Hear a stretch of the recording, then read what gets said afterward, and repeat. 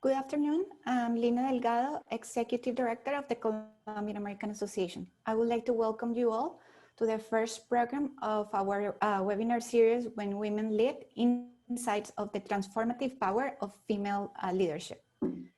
Our goal with this panel is to create a platform where we can discuss the importance of gender equality, female leadership, and help to change the narrative in order to equip women to take their rightful place on a female-dominated world. It is important to promote female entrepreneurship because for a woman, it can be her greatest act of freedom, creating a healthier society where women are able to fulfill themselves economically and emotionally, especially when they are empowering other women throughout their work. Today, I am pleased to welcome the trailblazer entrepreneurs who are making an impact on the life of domestic workers and helping organizations create a more equity environment women place. Thank you, Mia, co-founder of the Aequales, and Salua, co-founder of Symplifica, for accepting our invitation and being with us today. Our today's moderator is Paola Serna, who serves as a correspondent for NTN24, the international news station geared to Spanish-speaking audiences around the world. I also would like to thank our sponsors who are made this webinar possible, Wilkie Farr & Gallagher, WeWork, PMI, and our media partner, NTN24. The Colombian American Association was the first binational chamber of commerce for Colombia, established in the United States in 1927.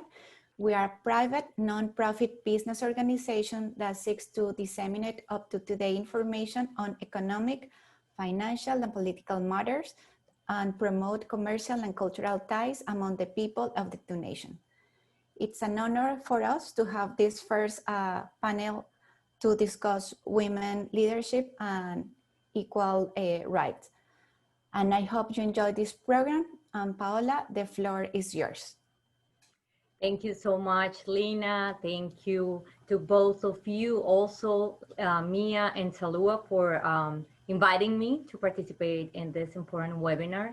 I'm sure that we're gonna understand how is Colombia doing and all over Latin America at this level of gender equality and equal rights for women, mostly in the enterprises around our country. Thank you so much to you. You're very, very young and very ambitious, and it is very interesting what you've been doing with your companies and this research you've been doing to try to find out what's the situation in gender equality in our country. But I would like to give you a word so you can explain a little bit more of what you're doing, starting with Mia.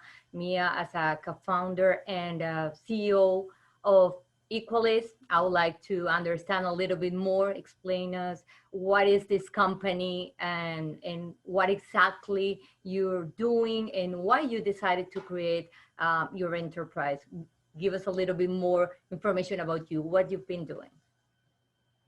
Thank you, Paola, and thank you for the association for inviting me over.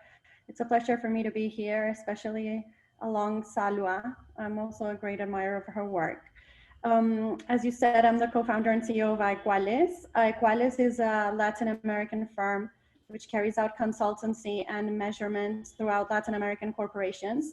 We created PAR ranking 6 years ago. We have the largest measurement of corporate gender equality conditions in Latin America. We've measured over 900 corporations, and we dedicate ourselves to give tools to corporations for them to close gender gaps in the workplace, as well as uniting them towards a common goal, which will hopefully bring them closer to gender equality. Now it's your turn, Salua. I wanted to know what inspired you to create this socially responsible enterprise like Symplifica, and tell us a little bit more, how do you incorporate this social responsibility into the plans of a company? How does it work? Okay, hi Mia, hi Paola. And hi to all the team of the Colombian American Association. I'm very honored to be here in this panel. Thank you very much for the invitation. I think at first I want to talk a little about what is Symplifica, because maybe a lot of people that are here, they don't know about it. So Symplifica is a web platform that I co-founded 4 years ago. We are looking for reduced informality in the domestic work. And we founded this company 4 years ago because the problem we identified is there are millions of domestic workers hired in an informal way in Colombia, but also in Latin America. And this is a problem because two main reasons. On one hand, you have the employers or the households. They are at risk to face fines and lawsuits. When you have a domestic worker in Colombia, for example, you have to give them all the same conditions as any employee. That means labor contract, access to social security system, and so on. But normally the families don't know how to do all of this, and they don't comply, and then the problem gets bigger. And on the other hand, you have the domestic workers. They are at risk because they are not having their minimum guarantees to live. For example, they are not having healthcare access or the option to get a pension in the future. And very often they are not having a minimum wage income. So when we realized about this interesting problem, we decided to found Symplifica. We said, okay, let's make a web platform to help employers to do all the things that you have to do to hire formally the domestic workers. And in the same time, let's to add value to the domestic workers. And this is very inspiring, the impact that you can do in your daily life, working in something that you believe in. And this is something that gives you the power to change the life of the domestic workers. So it's very, very, I'm very proud to be part of this project. Very interesting. Those were your beginnings, I assume. I want to start with this question, Mia, about Aequales, this company. You have presented a report on women's equality in Colombia. You have compared the country with women in senior management position around the world. How is our situation? How is Colombia compared to other countries in this leadership and women's occupying these positions in enterprises? So, as I said before, we do measure the number of women in leadership positions throughout corporations in Latin America. We measure them in 16 countries in Latin America. So right now we have quite a wide overview of how we're doing in terms of women in leadership positions. And I can say that Colombia is right at the top. So Colombia and Argentina still have the best numbers in terms of women in leadership positions. We still haven't reached even 30%. So it all depends who you compare us with. If you compare us with the rest of Latin America, we could say that we're very well off. If you compare us to the rest of the world and the developed world and Europe, then you can see that we are very much lagging behind. So I would be wary about the analysis that you give to this information. Yes, we are doing better in Colombia. We are better than other countries. We can teach them a lot of things. We can teach, especially Chile and Mexico. There's so much we have to teach them in terms of gender equality, because even though they are more developed countries, they have less women in leadership positions. For them, it's still weird to see women leading. But still, I would not be satisfied until women occupy 50% of leadership positions, because it is only this way that we will have our voice heard and that we will be able to change power structures, which is really the reason why we want to be there in the first place.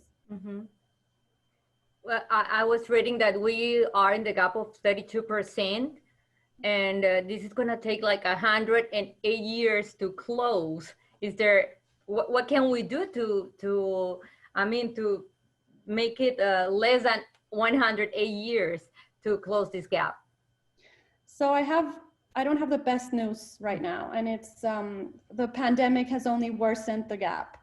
not only in Latin America, but in the rest of the world, women are suffering much more than men in terms of how much they're employed, if they're being promoted, how much they're being paid, because of the overwhelming burden that they have at home. So things are only going to get worse before they get better. And something else that I wanted to say is the only way we can fix this is through affirmative action. I think Latin America, it's about time that we wake up and we understand that gender equality is not going to happen naturally, and we have to stop thinking this and saying this and pretending like it's going to be okay because it's supposed to be okay, because it's not. We have to use affirmative action. What is affirmative action? We need to have goals in terms of how many women we want to have in leadership positions and actually get them there. So we call them goals because some people don't like the word quotas, but they're very similar. But it's about having women at the table and having the best women at the table. And also it's about having real flexibility. Let's not wait until the pandemic ends for everyone to come back to the office and realize that women can't come back to the office because their burden of care is too big. Let's realize that we do need to have specific goals. We need to have a budget to work on gender equality. Whatever is not on your budget is not real.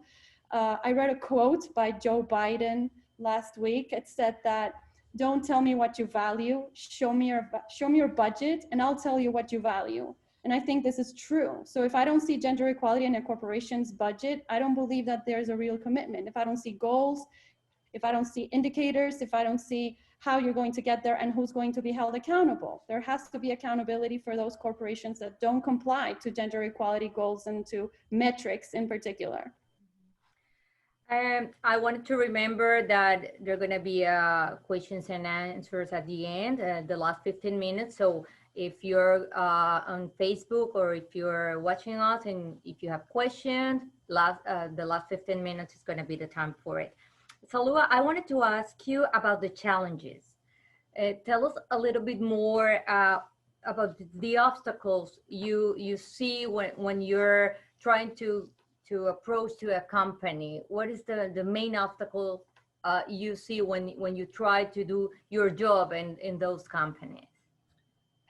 Okay, I think the main challenge you face as a women entrepreneur is with yourself. The first thing I had to do was believe in myself, believe I was good enough to lead a company and to achieve all the objectives I wanted. So I think any entrepreneur has to develop a mindset that makes you stronger. And now, if you see the Colombian ecosystem, I think it is very hard to get investment in early stages. And this is a challenge for any entrepreneur. To get the first check to start your business it's a very common obstacle we have. Mia, with these companies that you have searched and all this information that you have provided in your report that caught my attention, the policy plan for inclusion of members of the LGBT community. What did you find? What could you tell us about that? It's a very delicate subject still in corporations in Latin America. I can say that for Colombian corporations, it's normal to speak about the LGBT community and for them to start to have policies that include them, to have benefits for diverse families, for LGBT families. However, we're working in Mexico now and in Chile, and the conversation is completely different. There are corporations in Mexico that won't participate in the ranking because we acknowledge the existence of LGBT people. There are corporations in Chile that have absolutely nothing regarding LGBT people because it's not a conversation. You cannot have it socially. Mm-hmm. So I would say that, again, it depends on the country, but the suggestion that Aequales has for all corporations is you must go beyond the law. It's not good enough to say that countries have not legalized gay marriage. Countries have not legalized gay adoption. For gender equality broadly, this isn't good enough. Corporations have to go further and they have to say, okay, we can wait until Congress does this in 100 years, or we can extend benefits here today for diverse families that work today at our corporation and give them the benefits that a heterosexual couple has when they get married. For example, health insurance. A lot of corporations give the partner health insurance, and if your partner is a homosexual, are you going to allow that? That should be allowed. And then if a heterosexual couple has days off because they're adopting a child, you should give those days off to a homosexual couple that is adopting a child. It doesn't matter if adoption is not legal in the country or in the state. So I would say corporations have to go a step further than society, than the law, and promote these types of practices for the LGBT community, because the LGBT community exists. That is a fact. And whether we embrace them or not is going to divide us between those corporations that are inclusive or not. Mm-hmm. It's interesting to hear that. I mean, they are going forward than the rest of the public institutions. Do you have the same feeling, Salua, in your research and in your job? I am in another sector that is domestic workers, and I'm not really expert about gender equality in this kind of corporations, but I can say, for example, in domestic workers, you can see we need more work in the government, because 95% of domestic workers are women and only 14% of them are hired in a formal way. So it's very important to have more programs that promote the care economy, because casually there are a lot of women there. So and in Latin America, 1 out of 25 women that works is a domestic worker. So it's a very relevant segment, and that's why we are in this business, to help the people to do this in the right way, but also to make a high impact in the life of all these women that are very important in Latin America for all the households and the families. Salua, do you think sometimes whenever we hear about the rights of these workers and all the benefits that an employer needs to give them, and it's on the law, sometimes people, the employers, decided not to have a formal contract and just do it on a daily basis, or try to avoid the law. Isn't that, I mean, could that be like a problem for them not to have a regular contract and start doing like a daily job? And sometimes they do have a job one day and they don't have it the other, so the employers, they can try to avoid the law and not paying them the fair salaries and all the benefits. Have you seen that, like I don't know, like a concern from the employer and trying to avoid the law anyway? Yes, in this segment you can see a lot of situations. Also, you can see the domestic worker that maybe she doesn't want to be formal because she doesn't know what is the benefits she will have to be there in the formalization. But we have the convention of the International Labor Organization that says to the countries to formalize the domestic workers, because the problem was the domestic work in the past was not seen as any job. So since 2014 in Colombia, we have this regulation that say, okay, the domestic workers are the same of any other employee. So if we don't have this regulation, of course, the households won't do this in the formal way. But the good news is we have this here in Colombia, and in Mexico, for example, we are doing the regulation in this moment. It's very new there. So yes, sometimes I can find some employers that don't want to do this according to the law. But when you say to them, okay, maybe you will face fines, lawsuits, problems if you don't do this, the people want to do this in the right way. I think maybe we are changing the way we do the things, like a more humanizing culture, and that's why we created this business. but the work we have to do is huge. We have almost 85% of informality in Colombia, for example. So it's almost 1 million of domestic workers in our country. It's a huge segment of the market. And yes, sometimes the people doesn't want to do this in the right way, badly. Remember to, I just wanted to remember the Q&A at the end. The last 15 minutes is going to be for questions and answers from the people participating. Mia, I wanted to know about the obstacles for women to get the important jobs, the most to be, yes, on the top of the jobs in enterprises in Colombia. What are those main obstacles that the women are dealing now to try to get those positions? I think it's exactly what Salua just said. It's the fact that the economics of care work are ignored. So there are so many women carrying out house chores and taking care of children and of parents and of relatives and of sick people. And we think this is natural and we don't value this, we don't pay for this. And then women they don't have the same chances because they don't have time. So we're not taking into account the value of time. There is no way a woman can reach a leadership position if she doesn't have time.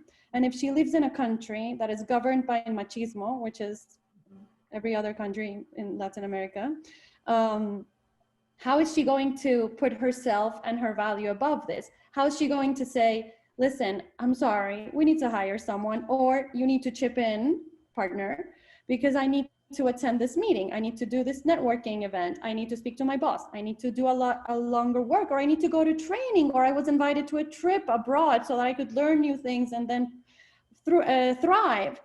It's very hard for her to say these things because culture has taught her that she has to take care of other people, and that taking care of other people, which is part of the ethics of care, is her job as a female, as a woman. And so if she says, no, you know what, I'm not going to do this because I have to prioritize my work, then she's failing womanhood, and that's unfair. So I think the main issue here is culture, because culture is the one that is taking time away from women. And when you take time away from women, they can't reach leadership positions. And culture also has to do with stereotypes. So when women are reaching leadership positions and then they're firm and they're strict and they tell people what to do and how they want it, then people are like, oh no, she's too strong. She's coming about too strong. She's too ambitious. She's too firm. She's too aggressive, which I think is probably what most people are thinking about me right now. And then it's like, okay, but if I were a man, then you wouldn't think that. You would think, wow, such a strong young man, right? So this is exactly what happens to women in leadership positions. Mm-hmm. They go up and they become tougher because it's part of leadership. And then they're stigmatized and they're, oh, but you're not female enough. So why don't you just become a little softer because that's more female? And then when they're softer, you don't believe they're able to be leaders. So then this is called the double bind for women in leadership. If you're too soft, then they don't believe you can get there. And if you're too tough, then you're too tough and you're stigmatized, and then they don't want you to be there either. Then what to do, Mia? Well, I think there's so many things we can do culturally. We can speak about this broadly. So these conversations are extremely important, but then we have to measure things. And this is why at Aequales we're obsessed about our ranking, because when we measure policies and practices that are bringing changes into culture, then we can start seeing how things are different. An example, corporations are extending their paternity leave. Mm-hmm. Besides the law, we already know that doesn't work too well. So then they're telling the men in their corporations, you can go spend time with your children. And the first reaction that men have is a cultural one, which is... Are you talking about Colombian corporations? I'm talking about Latin American corporations. Okay. They are starting to bring paternity leave paid by them, not by the state. Because paternity leave is tops 1 week in Latin America. Mm-hmm. So then corporations say, no, wait, you can go longer, 2 weeks, 3 weeks, 18 weeks, and I'm gonna pay you for it. You can go on paternity leave. And the first reaction that men have is a cultural one, which is, I don't wanna do that because my boss is gonna think that I'm not man enough to stay at work. And then what the corporation does culturally is, no, no, no, we value men who embrace that part of their masculinity. We value men who are fathers. And then the leaders start giving example. They take the paternity leave. They do videos where they say how much they love being a father. Like, it's all about changing the concept of masculinity. That's one way, but think about the many ways that policies and practices within corporations can give an example of the different ways to think about femininity, masculinity, and gender stereotypes. Yeah, that's a huge step forward for the machismo in Latin America. Salua, I wanted to ask you about the coronavirus and this women working class that you are working with. How is this coronavirus affecting these workers? Because now most of the women are, as Mia just said, are dealing with the house, the kids, the husband, and everything. And with the coronavirus, everything changed for everybody, including, or a little bit more, I suppose, for women with homes and trying to get in charge of everything in the middle of a pandemic. Most of these women, they have families, they have kids and everything, but they are living in another houses, and they have been in houses for like 3 months or so. How is this pandemic, how is this COVID situation affecting these women? Okay, at the beginning of the pandemic, a lot of domestic workers lost their jobs. It was, I think, almost 50% of them, and it was a really bad situation for them and for our company, because if all the people like take out their domestic worker from Symplifica, we will like lose our jobs as well. So we started a campaign saying to the employers, don't keep your domestic worker, even if she has to be in a quarantine. We develop different tools for them to manage their domestic worker in a convenient way in the pandemic. But the months of April and May were very bad months for the domestic workers. And since June, a lot of people start to hire again. And this is because all the work that you have to do in your home, even if you are in remote work and if you have kids, you will need the help. And then we increase our sales since June until now. And the type of domestic worker that lives in your house is increasing. And that this is good for on one hand, because it's less risk about the coronavirus. Yeah. Yeah, but on the other hand, this kind of works are less good for the lives of the domestic workers, because they have kids as well and families. So that's the situation we are facing now. And we think it's very important to promote the formalization of the jobs into the care economy, because it's very important to hire women with social security access. And I think this could help to minimize the impact of the coronavirus in the present. But people, I mean, people is sometimes the employer are also facing difficulties, economic difficulties, and they cannot allow to, I mean, they can afford to pay the whole salary or the requirement by the law. What should we do in that case? In Colombia, it's not that expensive, I think, if you compare to United States or Europe. But here we have regulations, even if your domestic worker is coming to work only one day per week. And it is not that expensive if you compare to a lawsuit or maybe to a fine of the government. So it's the truth. We are in an economic crisis now, and a lot of people maybe want to hire a domestic worker, but in our numbers, we are not seeing that like a trend. Mia, I wanted to talk about the situation in the public sector. You explained to us the situation on the corporations and big companies. What's the situation on the public area with the women's and our rights? Let's not talk about rights broadly because we could have 1,000 different discussions. Yes. Let's talk about and the leadership. In leadership positions. It's much better in the public sector, actually. First of all, because the public sector has quotas, which I think is the right thing to do. And I think in general, the public sector has chosen the appropriate women. They have chosen well-prepared women. I'm sure that there are exceptions, but the exceptions don't dismantle the idea of the quotas, the idea behind them and the reason behind them. So the public sector is doing well in terms of women in leadership positions, and except of course in very high leadership positions. So then when you look at ministries and you look at directors who are directly below ministries, then you have less women. So those two, they don't have quotas.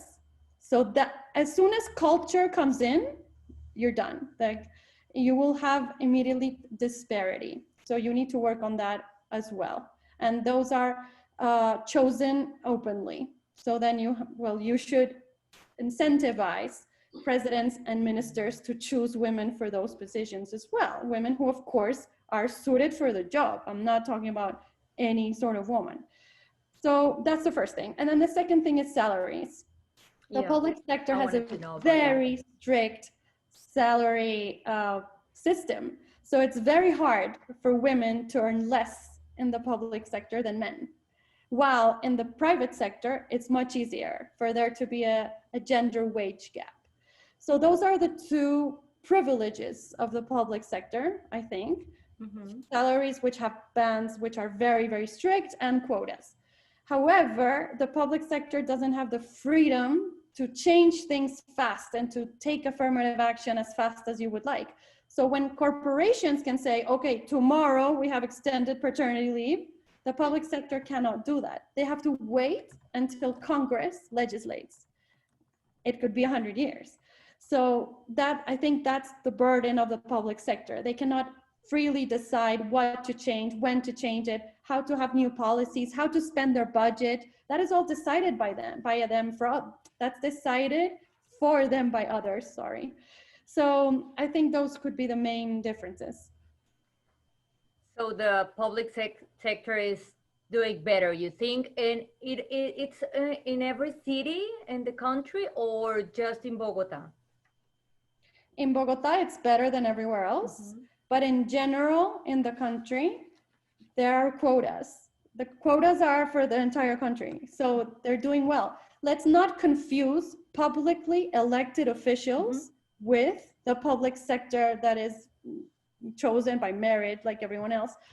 Because when it's a public elected official, it's so much harder to have women. We have 20% of women in Congress. So that should tell you, we have less than 20% of female mayors in the country. So those are different figures.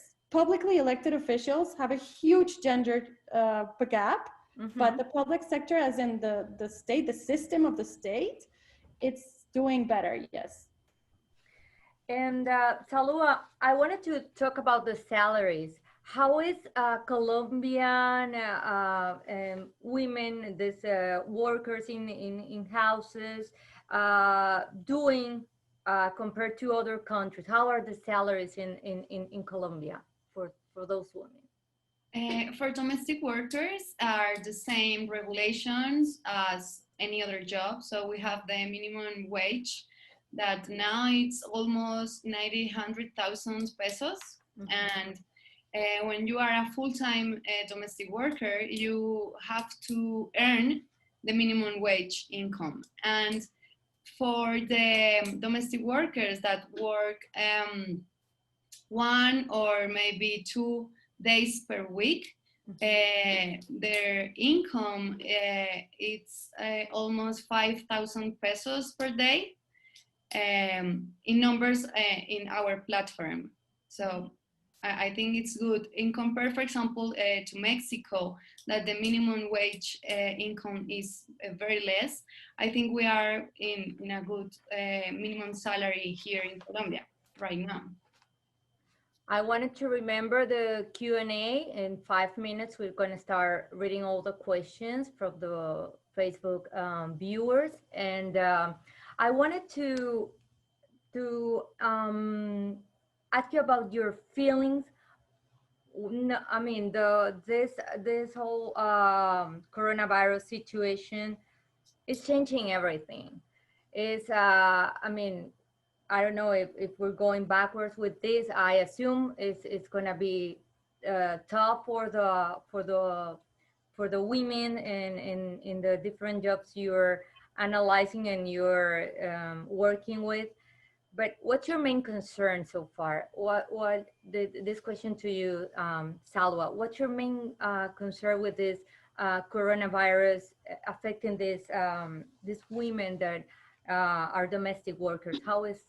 What's your concern so far? Okay, right now it's about the kids of the domestic workers, because the schools are closed, so they don't have help to leave the kids for going to the work. Mm-hmm. So this is going to be a problem if we don't open the schools here in Colombia. And in my company, in a cultural way, the coronavirus has been very good for our company, because we can try the remote work in a ways that we never imagined before. And for Symplifica, I think it's having a very good time, because we survived. Now we are in the other side of the story of the coronavirus. But for the domestic workers right now, this problem with their own kids, it's very critical. Mm-hmm. This is happening for everybody, because I hear my friends there. I mean, of course, it's tougher for domestic workers, but everybody is having this issue with the kids at home. Sometimes they're working with their companies in one computer and trying to help the kids in the other. I don't know, Mia, what's the situation on your level? Definitely. As I said, I think the pandemic is going to be a very hard hit for women in general. Mm-hmm. I think that something else that is coming is a huge mental health issue for women, because they are exhausted, but they can't do anything about it. So they're going to keep going, and it's going to have a toll on their mental health. And I would say that if we don't take measures now, we're going to be sitting in this very same conversation talking about the levels of unemployment for women, which are already 40% more than men, mm-hmm. talking about how women didn't get promoted, their salaries, how they quit their jobs. Women are literally quitting their jobs massively right now. Any figure can confirm this.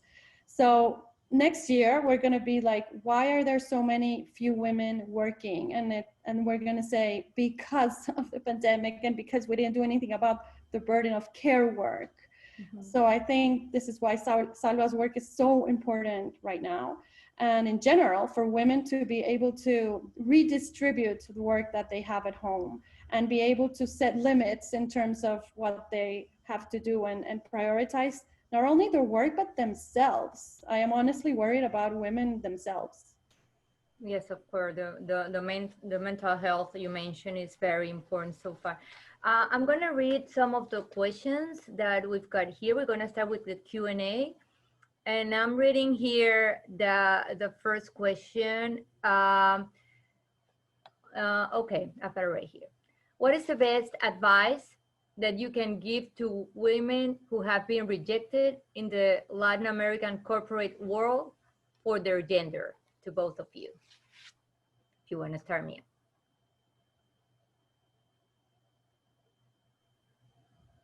Sure. I think that women, we need to train ourselves because culture has an effect on us as well. And it's hard for women to negotiate. It's hard for women to do networking. It's hard for women to talk about their own goals, their ambitions. So I highly encourage women to go to leadership trainings, negotiation trainings. I've been to so many entrepreneurial courses myself, and I've just had to face a lot of people who could probably think less of my job, not only because I am a woman, but because my job is to close the gender gap. So I think it's double trouble. So I would highly encourage women to go into these trainings, but I don't think that it's their responsibility. I want to be very clear about this. The fact that women don't reach leadership positions, it's not their responsibility. They have something to say about that. They have something to do, but it's mostly a structural issue in terms of care work, in terms of stereotypes, in terms of structural gender gaps. So I wouldn't dare for women to go out of this webinar believing that it's their problem, that they're not getting there, because it's not their problem. It's a systemic problem. Mm-hmm. What do you think about it, Salua? Okay, maybe I will say to her to try in the entrepreneurship ecosystem. Maybe she could be her own boss and to try to solve a very interesting problem. We have a lot of problems to solve in an innovation way in Latin America. So maybe this is an opportunity for her to try to be an entrepreneur. Why not? Okay, I've got the second question here. Keeping in mind the growth of employment rates, what are the main reasons you can give employers to encourage them to hire women and promote equality? Okay, in my perspective, I think to hire women is a very good business. It is not a kind of favor you will do. We as a women have another way to lead and another way to see the world. So if you don't have a diversity team, you are losing like the middle of the conversation. So that's why I think it's not only to have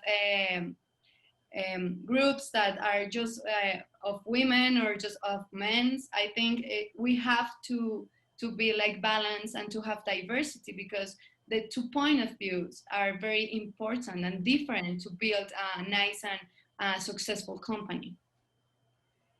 Mia, tell us about our plus and companies. I would agree with Salua. So the business case for gender equality has been discussed broadly and everywhere around the world. And we are actually measuring the business case in Latin America right now, because Latin America hasn't shown through its own data that this is a fact. So we are carrying this out so we can prove that this is a fact here too.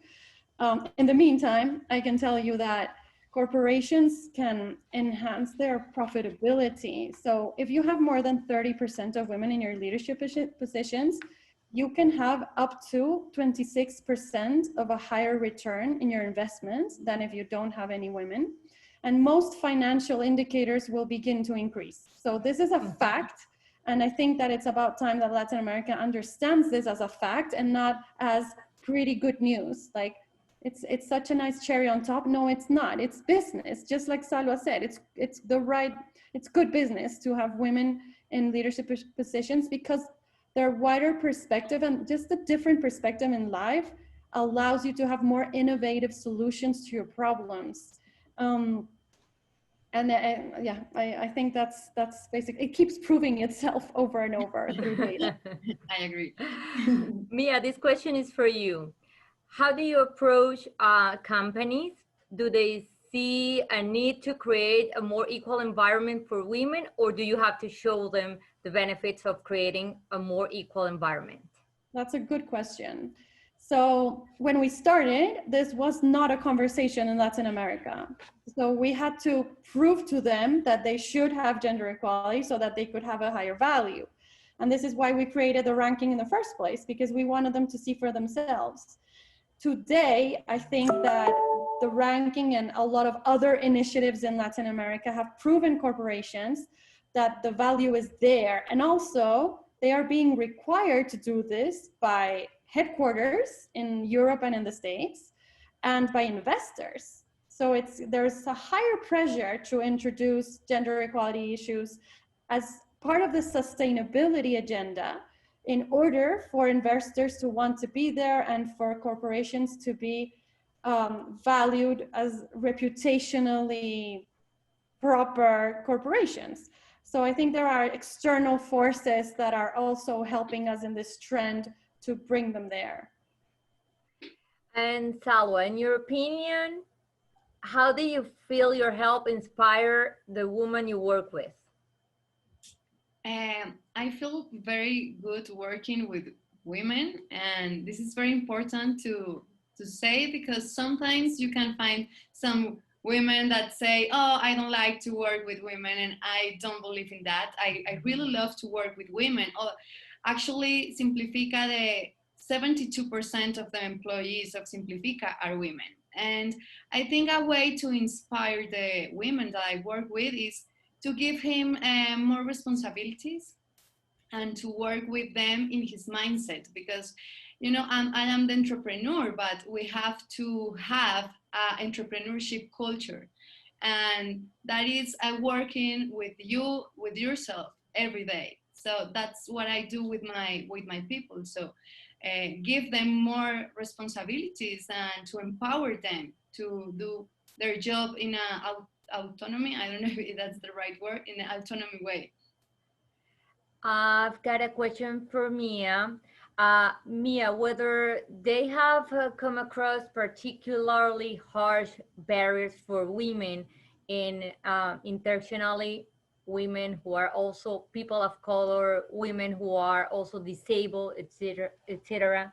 If so, what strategies do you think can be implemented to help remove these barriers of access to leadership position and professional growth? Sure, yeah, I'd like to thank Natalia for this question because it's very relevant. And of course, there are harsher conditions for women of color, for women who are LGBT, for women who are indigenous, for women who are disabled. And so she's absolutely right. And the intersectionality of people, it's undeniable. It is true that Aequales is focusing on one sort of diversity, which is gender, but then there are so many others. And the truth is that the more layers that you add to it, the more discrimination that there will be.